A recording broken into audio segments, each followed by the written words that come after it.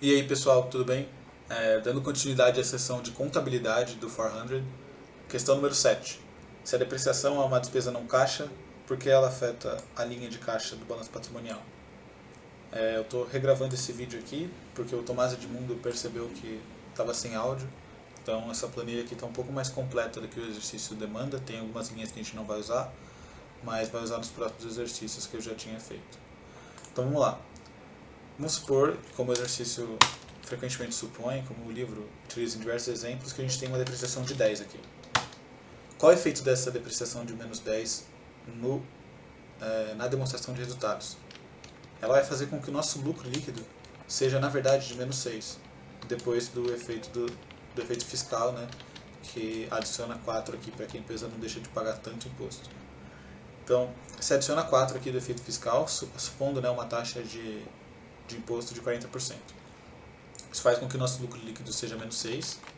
E aí, olhando para o fluxo de caixa, a gente vê que o lucro líquido é a primeira linha do fluxo de caixa, então está aqui. Só que, como sempre, despesa com depreciação e amortização é uma despesa não caixa. Se é uma despesa não caixa, ela é adicionada de volta quando a gente está falando do fluxo de caixa, porque isso aqui é um dinheiro que não saiu do bolso da empresa. Depreciação é uma ficção, entre aspas, contábil. Então não saiu do bolso da empresa, ninguém pagou depreciação para ninguém. Então você tem que adicionar de volta no fluxo de caixa, porque é só isso que o fluxo de caixa considera, o que entrou e o que saiu, entre aspas, do bolso da empresa. E aí aqui a gente tem um fluxo de caixa operacional que fica positivo em 4, porque essa depreciação de fato não saiu, ela foi só uma ficção contábil. E aí o nosso fluxo de caixa é positivo em 4, e esse fluxo de caixa ele vai entrar no balanço patrimonial. Está aqui. É ele. É ele aqui. E que efeito isso tem além do caixa, né? Tem efeito na depreciação. Essa é a depreciação que entra no balanço.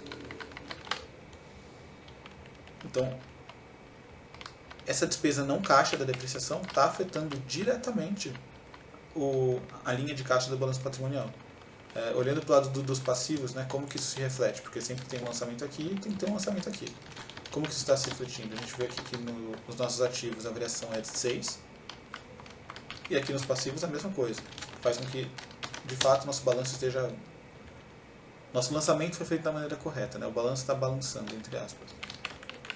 E aqui a gente vê que isso se refletiu como? Se refletiu com o lucro líquido. O lucro líquido que a gente tem aqui na demonstração de resultados é o resultado acumulado do balanço. De maneira sintética, eu acho que está bem intuitivo aqui. A ideia de colocar o Excel é justamente para fazer isso aqui ser maleável. Então, se você colocar menos 50, o impacto é outro.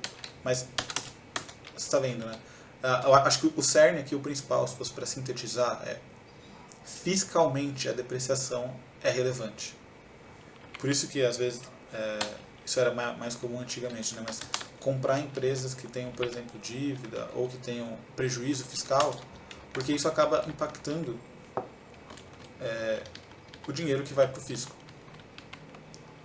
Ter uma depreciação alta faz com que você pague menos imposto e é um dinheiro que não de fato sai do seu bolso.